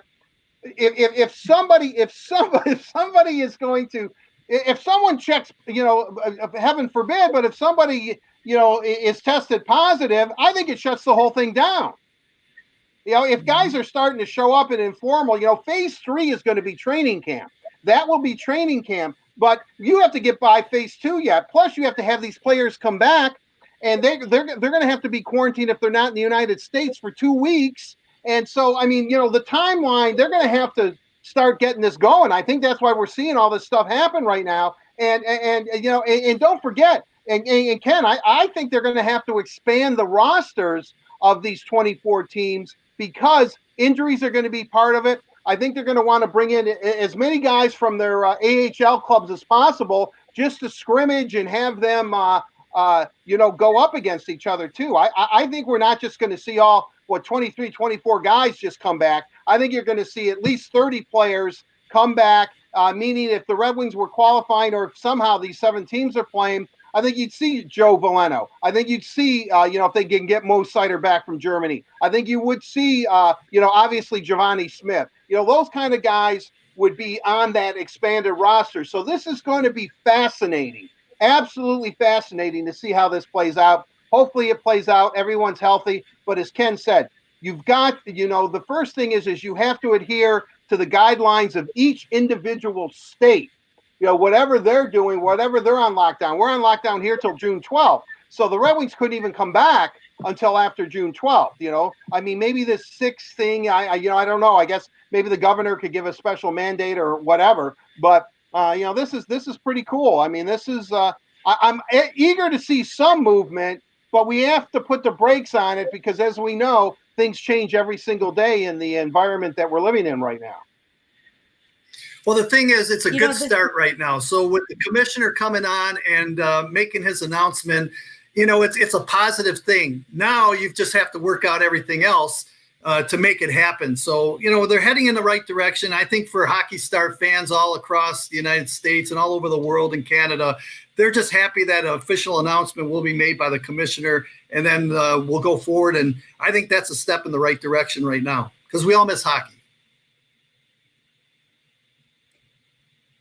I think you're both right on this one. And then there's the other issue that we kind of touched on our last show about the Canadian and U.S. border being closed right now. So that might be something that Bettman talks about in the time frame of everything, because you can't really have players traveling until they decide to open the border, which I think, if I'm remembering correctly, is like the end of June right now. So that will be another really important factor. And both of you guys also mentioned the draft a little bit. So we're going to switch gears, have some fun here before we wrap up our Downtown Hockey Town segment.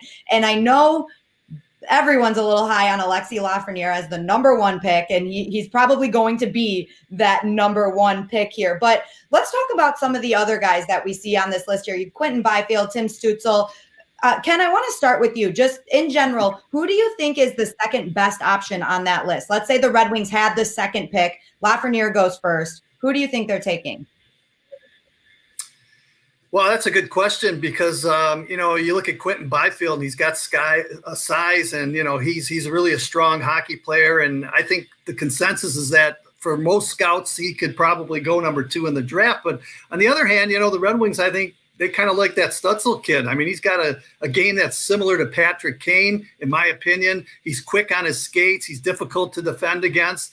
And, he can both play the center position and the wing position. We talked about that earlier. So anytime you can play different positions, you're valuable to a team. And, I think the Red Wings right now are in a position where they could use a center iceman, and he could play center. He could play the wing. He's highly competitive. So it'll be interesting to see what Steve Yzerman does. But both Quentin Byfield and Stützle are really good hockey players. And then if you want to throw a defenseman in the mix, you look at Drysdale. He was terrific, too, in the World Juniors. And I think he's going to be a can't-miss great hockey player on the blue line for years to come in the NHL.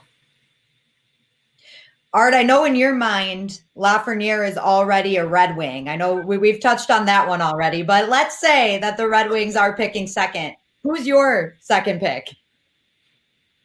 Well, didn't Ken award the captaincy to Lafreniere last week, or for the Red Wings? I mean, I thought he did. I don't know. Maybe I dreamed that. I'll tell you, I think this is going to. That's right, without question. Him, Zadina, and Mantha, you got 150 goals right there between the three of those guys. I mean, Red Wings are going to be a powerhouse very soon. I'll tell you what, Byfield is a big guy. I go by what Craig Button said. Craig Button said that, listen, he just doesn't know how good he is. He's one of the youngest players in the draft, too. So Byfield is intriguing, but he needs a little more seasoning. He's put up great numbers, but he's still learning. He's a young man. He's still learning how great he can be. He's 6'4". He's 215 pounds at 17. Can you imagine him, even at 20, how big he's going to be? And, and he's coordinated, and he's starting to learn the game, and he's starting to, grow into his own body, physically and mentally. He would be tough, I think, to pass up, especially since the Red Wings need center. But then on the other hand, Stützle has played center until he got to Mannheim in the Pro League, much like Dylan Larkin his first year in Detroit. Dylan was not a center. They moved him to the wing. Obviously, he played with Henrik Zetterberg, which was a good education for Dylan. But I think that Stützle can play center, and he is like a Patrick Kane type of player, and he brings the game to him. I think it's going to be very, very difficult choice that the Red Wings are going to have to make if they don't get Lafreniere at 1. If they're down to 2 between Stützle and Byfield, and then I would think if they get 3 somehow, they fall down to 3. Whomever takes Byfield or Stützle second, they'll probably go with the other one. And I think if they go down to 4, I think Steve would go with without question. I think he'd go with Jamie Drysdale again. And I defer to Craig Button on this. Craig Button says he is a number 1, not a 1 or 2. He is a number 1 defenseman in the National Hockey League. So Jamie Drysdale. So I would certainly, and the Red Wings, their whole blue line is going to be right-handed shots. But I would look at Jamie Drysdale as somebody that could definitely be in the mix at 4. And then if Steve really is going to think out of the box like he normally does, I know people think I'm crazy, but depending on where he thinks the Red Wings truly are, he being Steve Yzerman, I would almost think that, what the heck, it might take Askarov, a couple of years to make it out of the, out of Russia. But Askarov is, he's really young, 17, 6'3", best goalie since Carey Price. We've already talked about Carey Price a few times today. Does Steve think, look, we're going to need a goalie of the future. When we're going to make a move, we need goaltenders. I know it's really high to go for. It really is. And I don't see the Red Wings trading down at all. But who knows? Maybe Steve throws a monkey wrench into it all, just like he did last year with Mo Seider, which worked out pretty well. Ken, I'm going to ask you to follow that up because as Art said, I think we've talked about this before, that 4 seems really high to take a goalie in the draft. So Askarov, let's say the Red Wings take some of their later picks and maybe deal up to get a late first round pick or something happens. Do you think that is a possibility that Steve Yzerman is maybe looking at getting another first round pick? Well, there's always possibilities for anything when it comes to the draft. And I guess it all depends on your position and where you want to go. As for Askarov, the things I'm hearing about him is that he's actually a terrific goaltender, and he could be the best goaltender prospect since Carey Price was drafted back in 2005. So, they're high on him. He didn't really have a good World Juniors. He struggled a little bit. But with that said, he's dominant at his age group, and, he covers a lot of the net, and he's got tremendous skill and ability, and he doesn't use a lot of wasted energy out there. So, that'll be interesting to see what happens. But I'm really hoping that the Red Wings get the 1 or 2 pick. And, if you start drafting 3, 4, you're still going to get a good player. But I think where the Red Wings are positioned right now and the way their season went, I think it's fair for them to have the number 1 or number 2 pick. Hey, as I mentioned, Art has already told us that Lafreniere is a Red Wing. I think he might even have the jersey already. I'm not sure, but he might. Is he going to wear number 9? They're going to bring that one out of retirement or what? Well, I guess the Howe family, I guess Mark and Marty and Murray and Kathy would have to say, yeah, Dad would want Lafreniere. Even 5 years ago when Lafreniere was a mere 7-year-old or something, Dad saw him play and said, if that kid becomes a Red Wing, I want him to have my number. That's the only way number 9's ever coming out of retirement, or one of the how grandchildren or great grandchildren becomes a Red Wing. Maybe then they pull 9 out of it. But Lafreniere is definitely the guy. The Red Wings get him. Again, going back to what Craig Button said, and Craig Button just he's not verbose or just makes stuff up. I mean, he studies this. He's respected throughout the National Hockey League. And, when he told me that Lafreniere is minimum, his first year in the NHL is going to have 60 points. 60 points would be, if he had 60 points at this stage when they had the pause and he was a Red Wing, he'd be the leading scorer. And, but he says, 65, 70, the sky's the limit for him. So, and I can't believe the resemblance to Jack Eichel for Lafreniere. They must be related somewhere down the line. I mean, it looks a lot like him to me, and I don't know why I look at that stuff, but I do. But Lafreniere is the real deal. And, 60, 65 points as a rookie minimum. You can't go wrong. I mean, that's a no-brainer. Then it gets tricky. Do you go Stützle and Byfield at 2, one of those 2 guys, and then whomever falls, if the Red Wings get 3 somehow, they'll take the one that doesn't go second, and then Jamie Drysdale 4th. I mean, if they didn't have a lot of defensemen that they like already and a lot of right-handed shooting defensemen, and Ken Daniels alluded to this last week, they might go with Jamie Drysdale. But if Steve feels in his heart and Drapes and all those guys, if they think, look, he's a legitimate number 1. Drysdale is a number 1 defenseman. As much as we like Mo Seider, he has the potential to be that. But if he's a can't miss at number 1, I don't know. If you have a wealth of defensemen and right-handed shots, which are at a premium, maybe you make a deal. Maybe you make a trade. The only way I see them moving up in the draft is Steve would almost have to take all 3 second-round picks, and I know he wants players, and give them to a team and get the 7th pick or something overall. And then maybe, he gets whomever the Red Wings, wherever they draft in the first 4, and then maybe Askarov could fall to them at, at 6 or 7. But that's basically a pipe dream. If they don't take Askarov at 4, they're not going to get him. They're just not going to get him, which is another thing to think about if you want a goalie of the future. Look, we're not going to, we're still in the rebuilding mode here. I think, I'm talking as if I'm a Red Wing official. So if they're in a rebuilding mode, then I think that, hey, look, a goalie like this comes down the pike every 15, 20 years. Boom, maybe we go for it.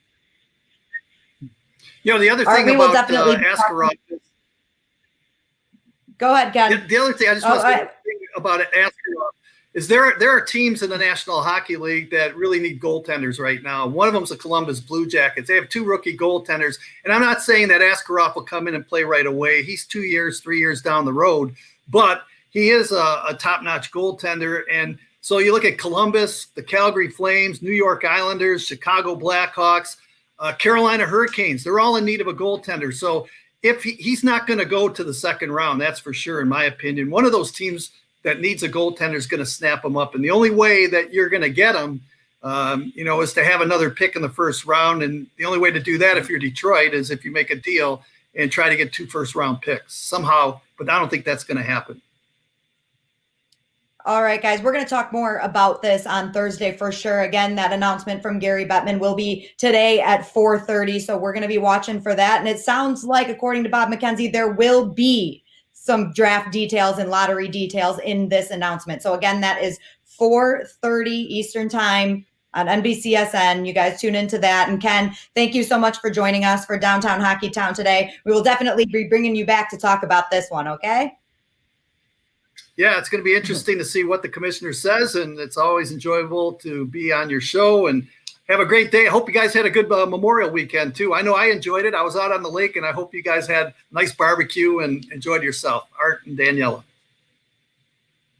Thank you, Ken. Thank you so much, Ken. We will see you soon. And a big thank you to Labatt Blue Light for presenting Downtown Hockey Town. Labatt Blue Light, refreshing Canadian Pilsner. Visit your local retailer when safe to pick up some Labatt Blue Light. A lot of interesting stuff happening today in the NHL. Again, we will have more on that for you on Thursday. But for now, I'm going to give it to Art for our headliner. Well, thank you, Daniela. It is time for the headliner, brought to you by Miller Lite. Let's bring in Red Wing power forward. I affectionately call him Big Tony. I think he hates it, but I still do. Of course, I'm talking about Anthony Mantha. And Anthony, thanks for joining us. Really appreciate it. How long have you been growing the beard? Since day one of quarantine. It's been a while now. Everyone knows it. Everyone's bored, but I got the beard to keep me company. This is really an uncertain time. You've grown a beard. I've let my hair grow longer. We're all uncertain, but until you hear differently, is your training regimen business as usual for you? Are you just preparing to play hockey again? It's hard. I mean, right now of what there's talking about doing playoffs, the format, obviously for us in Detroit, we're not going back to hockey anytime soon. The closest we would play would be either September back at training camp, or it would be in December if they're able to play playoffs.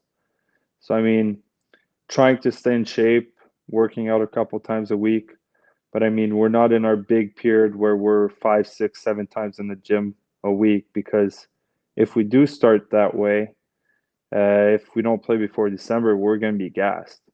Well, because I saw, I don't know if it was on Instagram or something, but you were on a dock firing golf balls. Now, I want to ask you about that. Were you trying to hit it beyond the body of water into the island that was like 2 miles away or something? Or what was the purpose of that? Or is that just to keep your, that lethal shot you have on the ice kind of together? Well, for us in Quebec, golf courses opened up on Wednesday. And so Tuesday I was cleaning my clubs, and I found this one golf ball biodegradable that I could hit in the water. So I just fired away. You're a little bit of an environmentalist. I don't know if fans feel that way. I mean, you really try to be a citizen that way. Use even equipment that I think if you sweat too much, you could be almost naked on the ice, because everything you do has a purpose, environmental purpose, that is. Yeah, exactly. Some of you that follows me on Instagram might know I actually partnered up with a company that does caps, sweaters, golf shirts, pants out of recycled bottles. So this is an example with my shirt I'm wearing right now. They use 11 bottles to do this shirt, and then the cap is the same. They use 4 bottles to do this cap. So I mean, it's just something I try and keep in line. And if I could do my part, then maybe other people will follow, and it's going to be better for the future. Well, certainly, and I want to, and I compliment you on that. I mean, really, I say this a lot, and I want this to turn into a mutual admiration society between Anthony and I during this interview. But as far as just one of the top-notch guys, I mean, Anthony could go on and on about how much he admires me, and I'm not going to let him. But I want to, but I want to move on to hockey. I want to go. Yeah, thank you very much. I want to get back to the to October 5th. I think the home opener against Dallas, you score the 4 goals. That second goal where you received the puck at the Dallas blue line and you went straight to the net. To me, that is Anthony Mantha at his best, because when you get moving, and you always talk about moving your feet, you are virtually unstoppable, and you were on that play. When you score 4 goals in a game, you scored them every way, tipping them in, getting a rebound, going to the net. I mean, that is your game, right? I mean, you can pretty much do it all out on the ice. Obviously, that game felt really good. Confidence level was super high after the Nashville game. Bert Larkin and I had a great first game. So that's exactly how we wanted to start the season, and it just carried into that second game. And to be honest with you, when I scored that second goal, it reminded me of my turning point in juniors. I scored pretty much an exact same goal, 0.8 seconds left in overtime, and that's really where my career started. So it kind of gave me that extra boost of confidence that game to go get the third one. And then things were just rolling. So when I got that pass for the 4th goal from Hronek, it was just a great feeling. I thought that 4-goal game, I looked at it and said, you know what? He's unstoppable at this point. He finally has arrived, because I know the pro career didn't start off all that great for you in Grand Rapids. You end up breaking your leg, and it took you maybe a while to find your footing. But did you feel in your heart that this was the game where Anthony Mantha emerged as a premier goal scorer in this league? At that moment, I did. Before all the injuries this year, I really thought this was going to be the year that I was going to explode offensively. Well, 30 goals is a drop in the bucket for you. I'm looking at 45 to 50 consistently every year, because you can do it. And I know you believe that. Look, what did you always tell me? If you get 5 shots a game, chances are you're going to get some pretty good scoring chances, and you're at least going to get 1 goal. That's true. That's very true.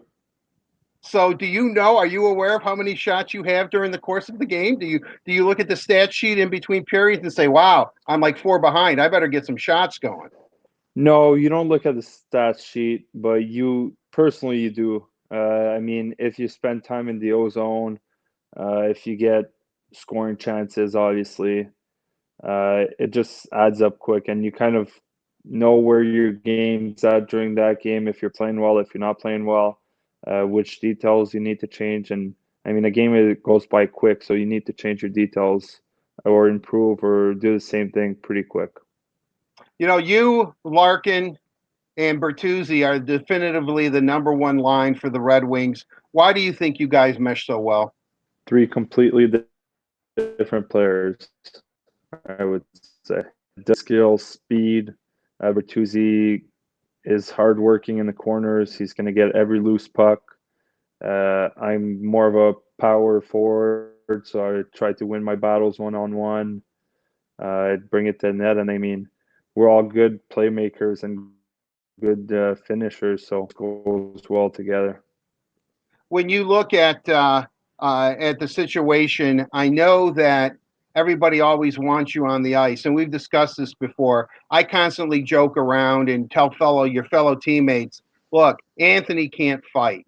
You know, he can't drop the gloves. I mean, because he's so emotional, he's just going to, he gives it 110% every time he's out there. I'm kind of curious though, in a game where there's contact, you're skating, things happen at a breakneck pace. How difficult is it for you to keep your emotions in check when you see an injustice on the ice and you want to do something about it? It's hard. I mean, we're all competitive, and we're competitive at a very high level. So as soon as something happens, it's easy for every player on the ice to just try and have your teammates back, and that's why we're playing a team sport, because we want our friends, our teammates to have our back, and you have theirs. But you are aware that people hold their breath every time you start fighting. I know, I do. I do too, actually. Oh, really? But you're still going to do it, right? Yeah, because I'm not we're trying not to going to trap be you here. stepped on as a team. All right. Well, I mean, I understand it. I get that. When you look at the team this year, a lot of young players coming in. A guy like Philip Zadina also had a little bit of a rough, rocky start. Maybe is starting to find his way. Are you able to offer anything to these young guys? Because even though you're 24 or 25 years old, you're by far still a very young player. But what can you offer to the young guys that are just coming up? What do you say to them? I went through the same thing that Z went through. I mean, a couple years in the American League, you finally get your chance to be an NHLer full time, and then unfortunately for him, this year he got injured. And I mean, I've been through that too. So I just tell him to keep his head up. Obviously, he needs to be ready for whenever we're gonna hit the ice next year, and try and make the squad full time is his top priority right now. The margin of error is so thin in this league, and it seemed like every mistake that happened to the Red Wings ended up in the back of your net. But how encouraged are you by what you see, regardless of the record, how hard this team plays, how you guys are united and together, and some of the young talent coming up? Do you think that we're closer than maybe some people believe? Yeah, I think so too. I mean, we got plenty of young players to make, and they're going to be good players. I mean, Ras spent his whole season this year in the American League. He had a couple injuries, but once he's healthy and he's confident enough, he's going to be a big part of our team too. Chalowski's the same thing, up and down a little bit. Hronik took a step forward last year. And like I said, Z, if he's ready next year to be a full-time NHLer, he's going to help the team. So it's promising players. And I mean, we're a young group of players here, and I just can't wait to see goals. When I want to look at your contract situation, you're an unrestricted you're a restricted free agent. I know you want to get a deal done. I know this is really in these uncertain times. Have anything happened contract wise right now? Or do you? I remember a couple of years ago you said, "Look, at this time around, it's probably going to be a bridge deal for me." I know you were looking at this. I think the Red Wings were that this was going to be your long-term deal. Do you still hope to get a long-term deal done? And has anything moved on the contract front, or at this time, nobody knows really what's going on? At this time, no one knows what's going on. Obviously, there's bigger things to try and settle down before the talks start. Meaning, so all the GMs are speaking together with the NHLPA, the NHL. They're just trying to get hockey back. So that's the main focus right now. For me personally, I do want a long-term deal. I mean, I'm not going to hide away from it. I'll be 26 starting next season, and if I could get that long-term deal, it would be awesome. What I'm looking at, maybe a lifetime contract for you. How does that sound? Perfect. I'll take it. All right, good. Well, all right, there you go. Oh, Steve, let's get it done then.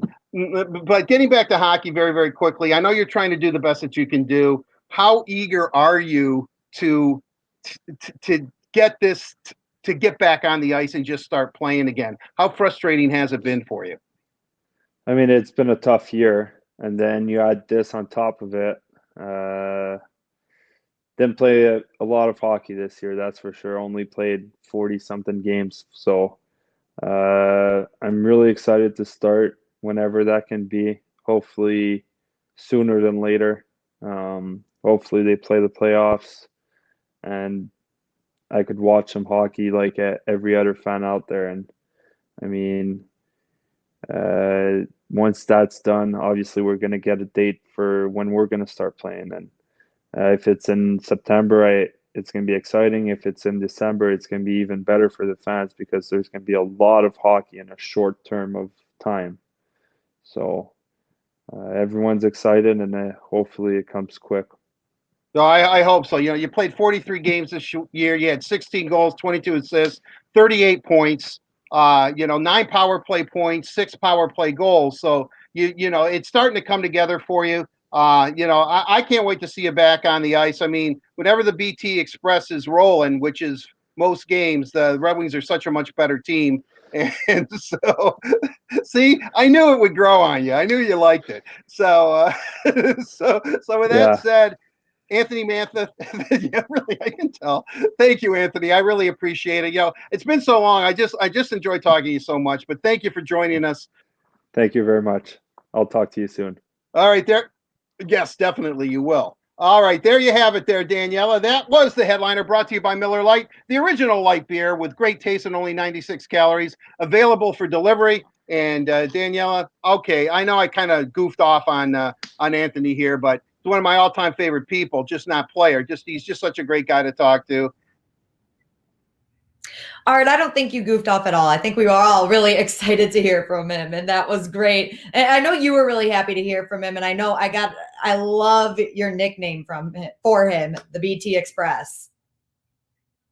Yes, we told him that Anthony sounds like he should be, drinking wine and cheese or something. It's a nice name, but as a hockey player, he should be like Tony Mantha, man. I'm Big Tony. I'm BT. And he's, almost mobsterish, and so it's growing on him because we won't let up. Yeah, he is definitely the BT Express. He's just such a great guy, and but if you want him to, I've thought a lot about this, and I'll make this very, very quick. He's a physical player. I think if you try to take that element of fighting away from him, I think that would affect his game. Now, granted, the older he gets, he'll mellow out a little bit, but he's still going to be, he's 6'5", 235 pounds, 240 pounds. He's going to still be a little bit of an enforcer. And there's a couple of players that I think he has their number. So I can't wait till see what he does. It will be exciting. We're all ready to see them back out on the ice, including Anthony Mantha especially. And now, Art, we're going to get into Let's Socialize and bring back our favorite person, Carly Johnston. It's Let's Socialize presented by AAA. Carly has been all over the social media accounts as always, and I hope you guys sent her some good questions for today. Carly, what'd you get? They did, Daniela. I've got some questions for you guys. We're going to start off with Art. We want to know, what is your favorite Red Wings game and why?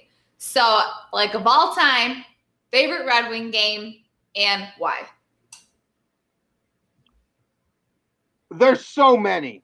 I would have to say perhaps my favorite Red Wings game really was the triple overtime game in Carolina. Carolina won the first game in the Stanley Cup Finals in 2002. The Red Wings won the second game, and then the third game was on ABC television. Al Michaels was calling, and that was a game where the Red Wings tied it up late. And I'm thinking to myself, you know what? If Carolina wins this game, they're up 2-1, and Game 4 is in their building. This could change the whole complexion of the series. And then Sergei, I think, won the draw. He passes it to Nick. Nick across the point to Brett Hull, and his one-timer ties it up with about 1:30 to go, and then three periods later, Matthew Dandino, who didn't play much, was fresh off the ice. He made the play happen. Igor gets the puck. He scores in triple overtime. So I think that game, as far as drama, Dominik Hasek had some big saves in overtime. He was absolutely brilliant. I think that's probably the game, and I also think that's the game because even our good buddies in the Canadian press, who were always voting for the big strapping Canadian lads for the Norris Trophy, even though there were better players that should have won it. I think that, that's where Nick played, I think, over 60 minutes, over an entire game in that triple overtime. And that was his coming out party where he could not, I told him on the bus, you cannot be denied now. You cannot be denied. Even the Canadian press is going to have to give you your due. And, he thought I was crazy, but anyway, I would really have to say that game as far as pure drama. And then I will also lump in the 2002 Western Conference playoff final between the Red Wings and Colorado. As far as pure hockey, as far as a pure hockey series, that's the best hockey I've ever seen, without question. But game, it's still that Carolina game. Love it. And I love the passion you have for that game. Without a doubt, sounds like your favorite one. Okay, and now Daniela, what do you miss most from the season? You know what? I think you talked to Brad Galley about this earlier too, and I couldn't agree with him more. Just the people in general. Of course, I miss you guys. I'm lucky enough to see you virtually, but I miss seeing everybody that works at the arena, and I miss the fans. Everyone's always so awesome. The energy at the arena is always, always great. And even, it was a tough season for the Red Wings, and the fans were great all season long. So really, that makes what we do worth it, and that's really what I miss the most about it. 100%. I could not agree with you more. Okay. And then now we got asked who our favorite Tiger player of all time is. Mine is Al Kaline for obvious reasons. Stand-up guy both on and off the field. But Art, what about you? That again is a tough one. I love Sweet Lou Whitaker. He should be in the Hall of Fame. I mean, I absolutely love Lou. But I think the guy that I really like because he had a really sense of humor, and I love Jim Northrup, Mickey Stanley, Aurelio Rodriguez. Again, once I start thinking about it, it's like you don't want to you don't want to leave anybody off. But I think it has to be Storm and Norman Cash, just because he was such a character. And when Norm Cash, I don't know if it was Nolan Ryan or Steve Busby who threw a no-hitter against the Tigers. It was probably Nolan Ryan, and he went up in his last at bat where Nolan Ryan was just, I don't know, he struck out like 27 guys or something, threw no hitter against him. His last time up at bat, instead of a bat, he brought up a table leg, an actual table leg that he took, unscrewed off the clubhouse and went up there, as a joke, to kind of break the passion. So I think that, we tragically lost Norm way too early, but I just think as far as the whole personality, and he won the batting title in I think he batted like 361 or something back in 61 or 363. Anyway, he won the batting title. I just think he was just such a character. I often think about Norm Cash, and I just laugh. And then, but now I'm thinking Willie the Wonder. How can you not say Willie Horton? Detroit's own, and then a guy who was the best pinch hitter in baseball history. William Gates Brown, the Gator. I love the Gator too. So boy, that's a tough one. But for today, the way the wind's blowing, it's blowing towards Norm Cash. I know that was really hard for you, Art. You couldn't just pick one. Okay, well, now let's transition to something I've been waiting to talk about all show. All right, let's bring up this tweet. Art, what happened here? Were you trying to text someone? Were you trying to search something? Were you trying to just start a conversation with anyone that would respond? What was going on there? I am not a big Lionel Richie fan. I mean, he's okay, and he was great with the Commodores, but he has that song, Hello, and then I guess Adele has one too. And I just figured, what the hell? Why don't I just write no hashtag or anything? Just write hello and see what happens. It was amazing how many people responded. I mean, it says retweets and 14 likes, but I mean, but I had a lot of people say hello back to me. I just, it's experimentation. Yeah, I know. I have to find my Carly, you favorite did. response. My favorite response was from one of our social guys, Andrew Kristoff, and his response, I could hear you saying it in my head. Okay, ready? Hello, everyone. Welcome to the Red and White Authority. I read Andrew's response to you, and I was like, I could hear him saying it. Well, Andrew always says that to me. Andrew is the technical producer. He puts them all together. I just basically just ask questions and then I send it to Andrew. He mixes it and does his magic on it. But he's always saying that. But you know where we work. We work in one of the star rooms on game day, and Dan Manis. Stacy Burlingame. Only Dana doesn't do it. Yeah, Michael. Hello everyone. Welcome to the Red and White Authority. Everyone says that to me, but I guess that's my trademark. Yeah. I guess it must be my tagline. But yeah. I thought it was pretty funny. I thought it was, It was hilarious. It made it to the show. It made me laugh out loud.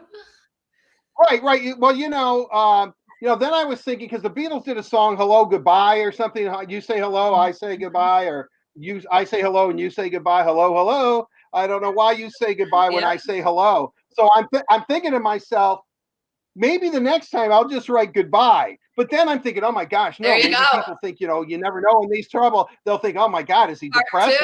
What do you mean goodbye? And that's all I would need is like, Livonia police to show up.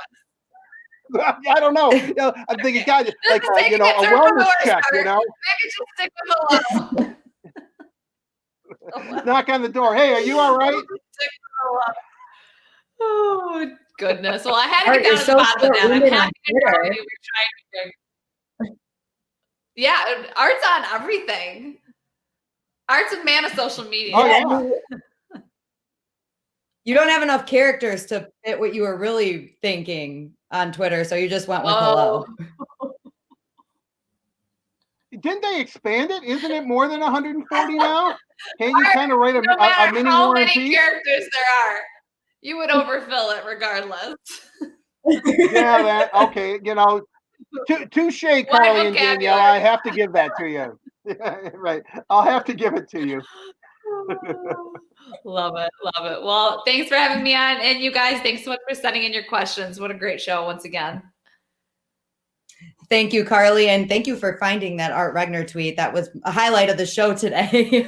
And a big thank you to our friends at AAA as well. AAA says thank you with free roadside assistance for first responders and healthcare workers fighting to defeat COVID-19. You protect us by going to work every day. Let AAA protect you on the way there and back. Art, we have come to the end of the show again today, and what a great one it was. We had some great guests, and hey, even some breaking news. We're going to have that NHL press conference at 4:30 today, so I know that we will be listening to Gary Bettman then. And aside from that, we're going to have some Tigers Classic games too. We've got All-Star Week this week, so we're going to be tuning into those, including the 71 game that you quizzed me and Carly on today. Right. Yeah. Tonight is must-see TV.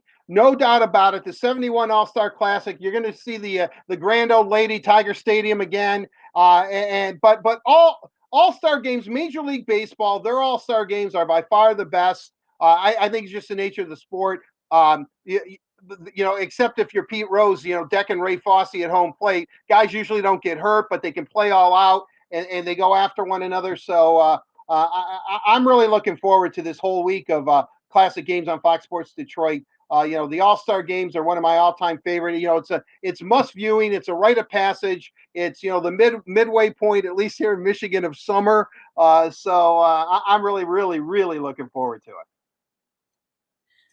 I am too, Art. I am too. I'll be watching all of those games this week. And again, tuning in Gary Bettman at 4:30 today. And we will talk a lot about that on Thursday. We've also got some great guests lined up for Thursday too, including Kevin Allen. And we've got Red Wings Luke Glendenning, alternate captain. He's going to join us. So that will be a great interview. You guys won't want to miss any of that. And make sure you like, follow, subscribe, and turn on your live photo notifications for the Word on Woodward presented by Rehmann. You guys won't miss a minute of it. Thank you so much for tuning in today, and we'll see you guys on Thursday.